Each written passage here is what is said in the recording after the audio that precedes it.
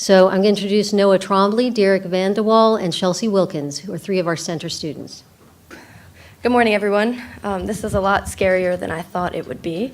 But happy to be here. Thank you all for having us, for coming to listen today. It's our first time attending the conference, and we're happy to play even a small role in it. We're a group of law students from William & Mary Law School, and we're part of the Virginia Coastal Policy Center. My name is Chelsea Wilkins. I am a 2L.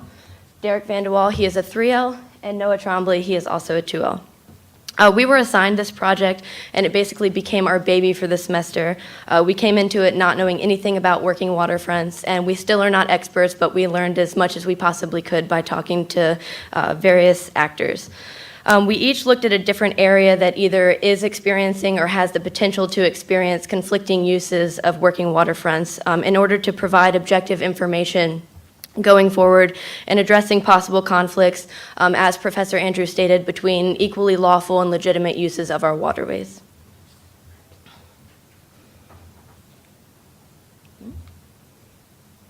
If it wants to work. We might just be on this slide the entire time, which would be. There we go. Thanks, Chelsea. All right, we're going to continue the discussion today concerning working waterfronts, focusing on 3 different localities. Each involves a different threat to the working waterfront. We'll focus primarily on use conflicts, development pressures, and the regulatory framework that is implicated by these issues. We can go to the next slide. Thank you. So I'm going to talk about the Lynnhaven. On the Lynnhaven River, there are 3 main issues.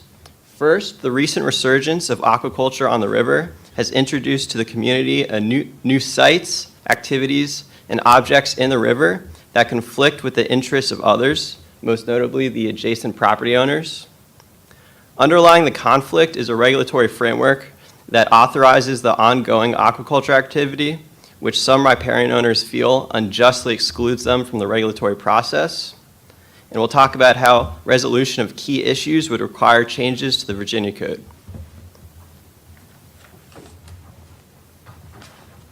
And I looked at the Ware River in Gloucester, Virginia.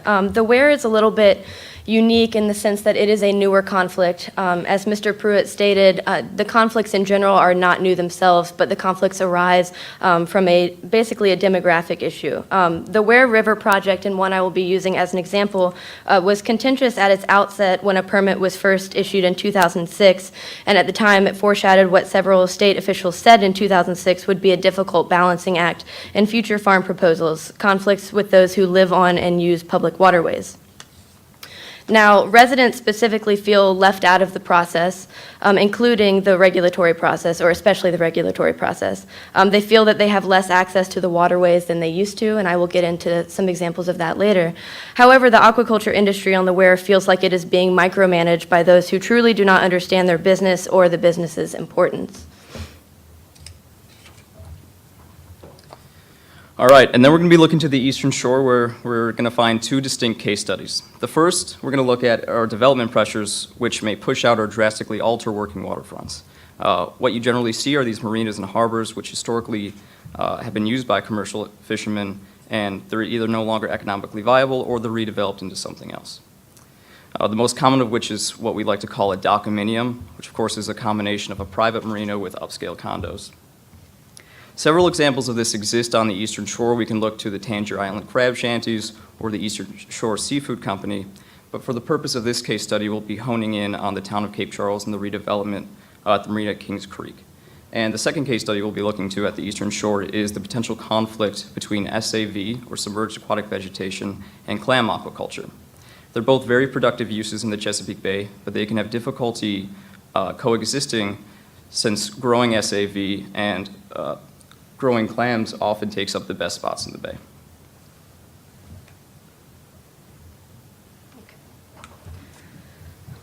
So some of the threats we looked at are currently a threat to about 600 working waterfronts currently in operation in coastal Virginia. Now, we got these threats from the Virginia Working Waterfront Master Plan, and while each of them are equally important, the one that we really came across the most were land and water conflicts. It relates to the conflict we notice most in terms of a changing demographic. The people we spoke to stated that they feel that the waterman culture really has not changed all that much throughout the past 50 or 60 years. However, what has changed is the demographic of those moving to the coastline, hence where we have this newer conflict that we really haven't seen before this time.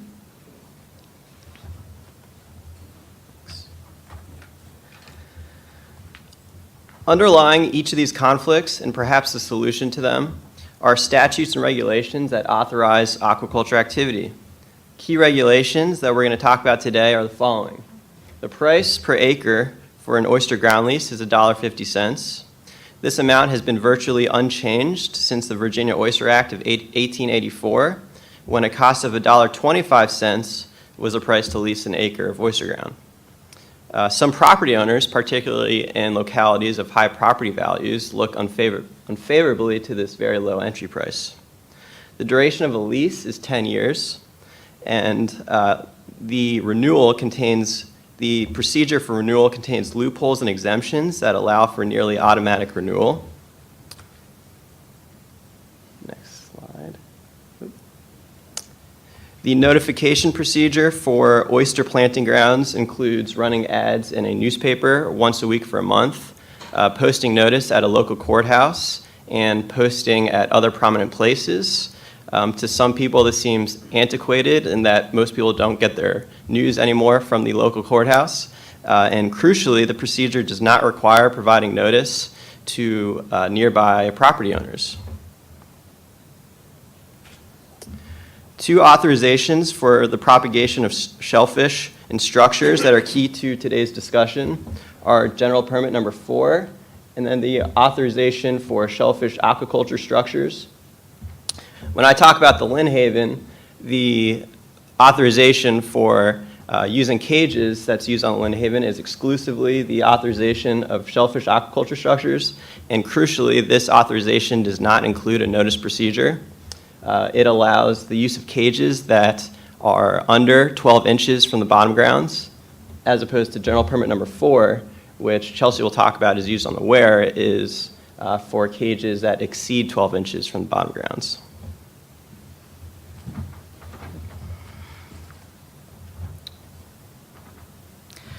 Okay, so then we have regulations specifically regarding SAV and clam aquaculture. The permitting procedure is largely the same as oysters, as Noah discussed, but the fees, it's about $10 to obtain a clam aquaculture license, and permits for harvesting clams can range anywhere from $25 to $83 depending on the method of harvesting. The regulations also, of course, regulate harvesting, and they regulate where and when certain harvesting methods can be used. Harvesting hard-shell clams is generally more stringent than doing so with soft-shell clams, and the use of hydraulic dredges is highly regulated due to they're very prone to scarring the seabed, and they're limited to leases larger than 3 acres. The regulations also contain provisions for less disruptive harvesting methods such as conventional dredges and handheld bull rigs. The regulations do one final thing, and that's protect SAV by either prohibiting harvesting clams in certain SAV sanctuaries or by giving SAV first priority when it grows in an area. So this is the Lynn Haven River watershed. The Lynn Haven River is located in northern Virginia Beach. The watershed totals 64 square miles. It has 150 miles of coastline, which is home to approximately 4,500 waterfront homes. The river is heavily populated and is host to many different uses. It includes recreational boating, fishing, and commercial aquaculture. So this is a graphic created by Chesapeake EcoCheck.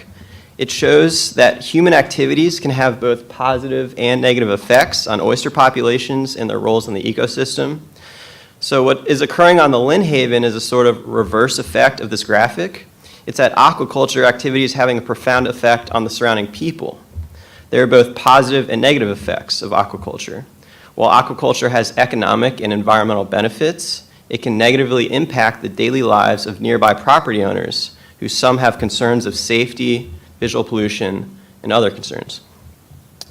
The Lynn Haven River has a rich history in oyster production. Lynn Haven oysters were routinely shipped along the eastern seaboard and even to dignitaries in other countries in the late 1800s and early 1900s. You may be wondering, why is there a picture of former President Taft on the slide?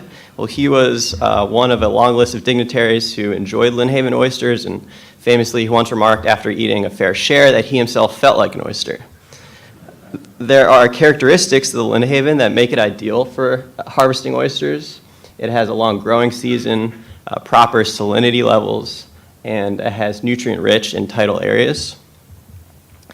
However, poor water quality throughout the 1900s, starting with the condemnation in Linkhorn Bay in 1930, it started a reduction of aquaculture activities and eventually brought them to a halt in 1971 with the condemnation of the entire river. As you'll see by the population numbers on the right, the reduction in aquaculture activities coincides with an explosion in population growth. So herein lies the core of the conflict. Many people living on the Lynnhaven bought property while this activity was not ongoing and are thus unaccustomed to things like seeing oyster boats in metal cages at low tide. To these riparian owners, they feel like they precede the aquaculture activity, given its prolonged non-existence and only recent resurgence.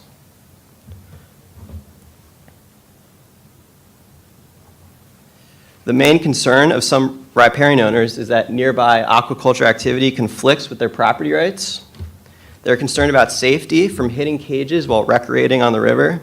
Invisible cages, markings, and workboats, some say, create visual pollution that not only detracts from the aesthetics of the river, but can reduce property values. On the other hand, commercial watermen see their activity as not only a way to make a living, but an activity encouraged by the state.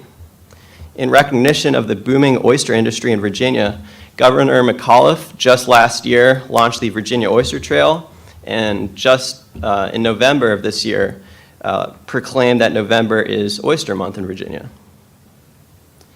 In recognition of the conflict on the Lynnhaven, Senator DeSteff at the 2016 session of the Virginia General Assembly introduced Senate Bill 254 and 298. Bill 254 called for a suspension of new and transferring leases until July 2017. And Senate Bill 298 would increase the bottomland price from $1.50 to $5,000. As you can imagine, that created quite an uproar. And, looks like we're losing the lights here. But ultimately, Senator DeSteff withdrew the bill, and he ultimately succeeded in his purpose, which was to start a conversation and perhaps some action to resolve these issues. Good thing this slide is glowing for us.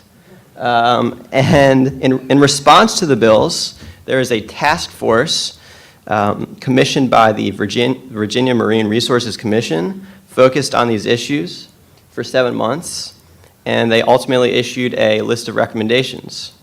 On the right here, they had a long list of recommendations. On the right here are the ones that garnered a general consensus. They are that the use of all cages should require a notice procedure. As you remember, only General Permit Number 4 has a procedure, and the authorization does not, which is used on the Lynnhaven. A use plan should be required for new applications, transfers, and renewals. This use plan would hold those who propagate shellfish accountable for what they intend to use their lease for, and it would thereby ensure that bottomlands are in fact put to the best use. Riparian owners, third, should be allowed greater access to ground leases by reducing the minimum threshold of coastline, which is required for a riparian oyster ground lease. And fourth, the VMRC should work to raise awareness of aquaculture activities among the community. But in September, VMRC voted to not amend its regulation of oyster leases. Thus, changes to the regulatory framework will have to come from the General Assembly. And as I stated, I looked at the Ware River and Gloucester. The Ware River is a bit unique in the sense that the location of some of the current conflicts have been in oyster business since the late 1940s, early 1950s. So while the techniques have shifted over time, really the business has been there this entire time.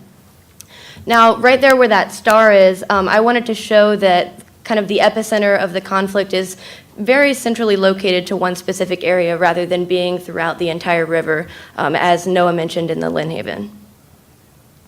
So a little bit of history on the Ware. As I stated, it's been a business since the late 1940s, early 1950s.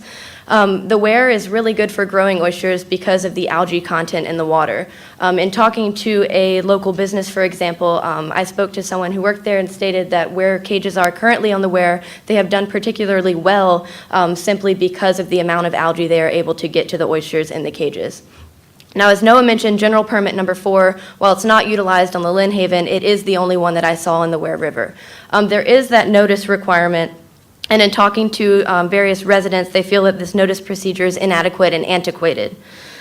And an annual payment of $625 is currently the price of one of the major permits on the Ware River, which allows for the placement of up to 2,500 cages on 18 acres of leased ground, just as an example of what a permit can entail. Now, these are 2-foot-tall cages, which is why it has to be under general permit 4 as opposed to another permit. And just to highlight the changing aquaculture methods, 50, 60 years ago, you would have, and as Mr. Pruitt stated, you would have boats that would go and dredge up the bottomlands. They would get these oysters, bring them back to shore, shuck them, process them, and that was basically it. No one saw these cages or anything else in the water besides the dredging boats. However, the business that I am using as an example was really an innovator in this new aquaculture industry and was the first one to actually do it in Virginia, where they grow oysters from start to finish. It actually starts in tanks, which I will go ahead and show. It actually starts in a facility that I couldn't get a picture of, unfortunately. But it starts in a facility. They begin inside tanks that are artificially raised to 70 degrees Fahrenheit to get the oysters to spawn in order to create oyster larvae. As they reach different stages of growth, they are moved to various tanks before being moved to the upweller tanks outside, which is what is up here to the top left. Now, these upweller tanks allow ambient river water from the Ware to pass through with the natural algae in order to feed the oysters and to help them grow. And they get moved to these tanks when they are at 1 millimeter in size. Now, next, they are moved to the floating upweller once they reach 1/4 of an inch. And I want to use this again as another example of how a conflict can arise between two equally lawful and legitimate uses of our bottomlands. So this upweller, for example, is operating on a permit from the 1990s. And in talking to the VMRC, they allowed this to operate on the same permit because it was basically the same size as the other float that was being used. However, in talking to residents, they feel that this should be operated under a completely new permit rather than one from the 1990s. Now, once they grow to 5/8 of an inch or larger, they're placed in cages just like this one and dropped into the Ware River on leased bottomlands. It takes roughly 1.5 years to harvest the cages, where a barge goes out to check the cages and bring in the oysters once they're at the right size. Now, something really interesting, too, about this process is they have to grade the oysters every 6 months, so the larger oysters will outcompete the smaller oysters for algae, so they will start to grow at different rates. So the grading process is really crucial to pull the cages up, divvy them up based on their sizes, and put them back in the water if they need more time to grow. All right, and this is just an example. I apologize for it being kind of difficult to see, but if you can see any of those little dots out there, it looked a lot clearer on my computer. Basically, not the entire river, but what we saw in the Ware River when we went out there ourselves, there were quite a few buoys out there that we had not really seen before. Just to show you what it might look like, it basically looks like a crab pot if you've seen one of those before, and I'm sure you all have. So there are a lot of these in the Ware River. This is probably about a quarter of the amount that we actually saw. And again, it is a point of contention because residential owners, even though it is a legal use and it's completely lawful, residents feel that they don't have the same access to the waterways that they used to. So we have residential owners that want to duck hunt, they want to jet ski, water ski, fish, and they don't feel like they have the same pathway through the water that they used to have.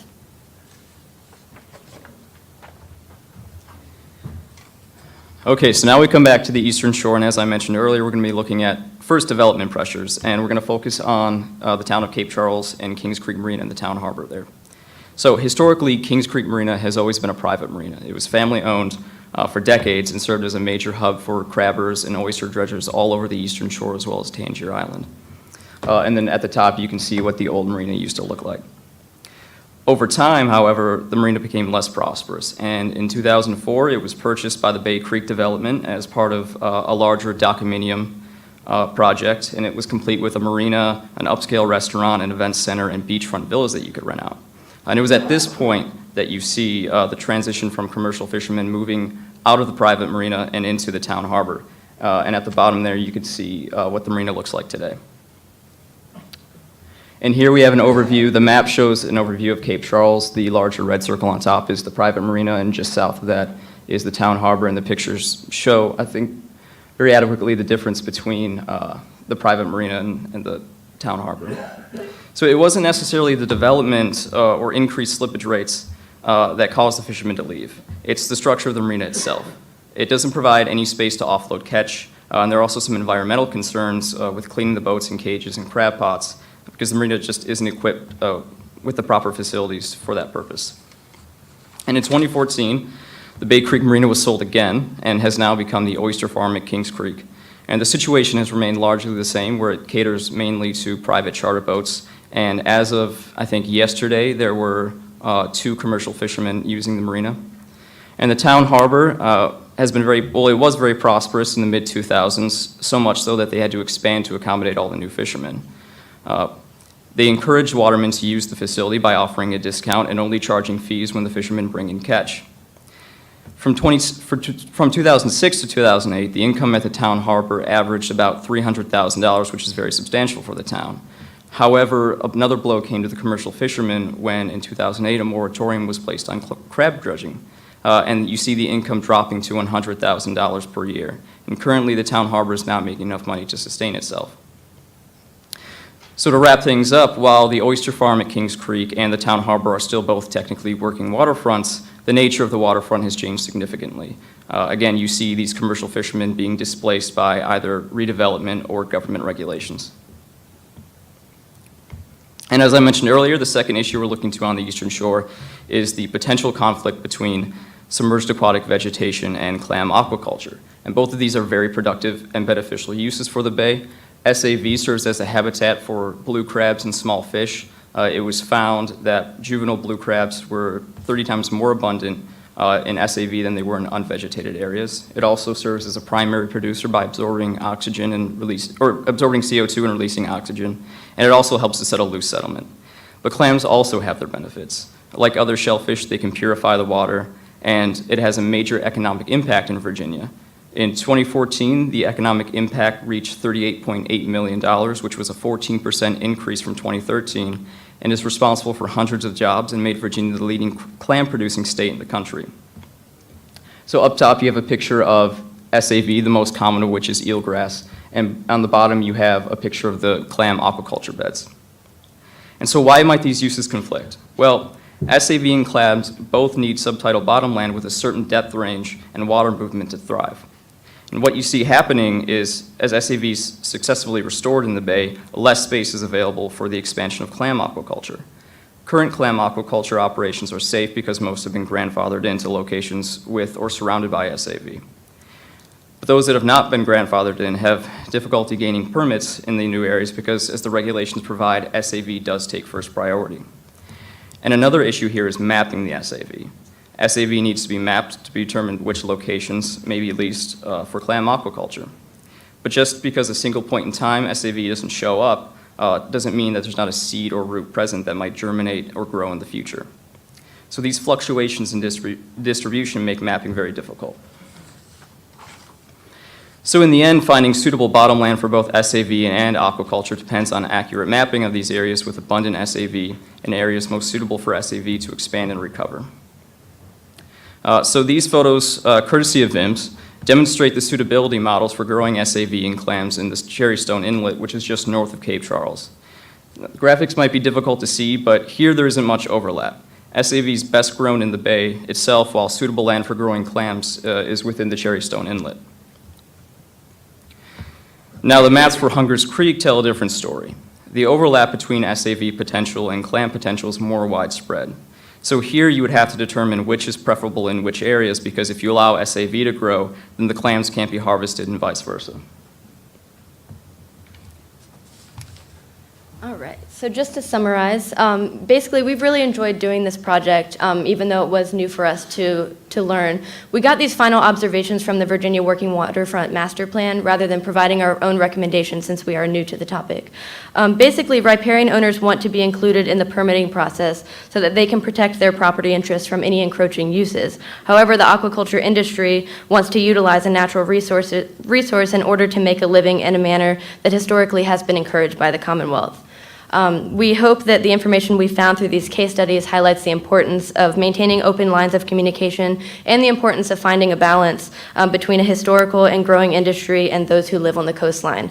As Professor Andrews stated, and just to reiterate, both equally lawful and legitimate uses of the waterfront. So thank you for listening.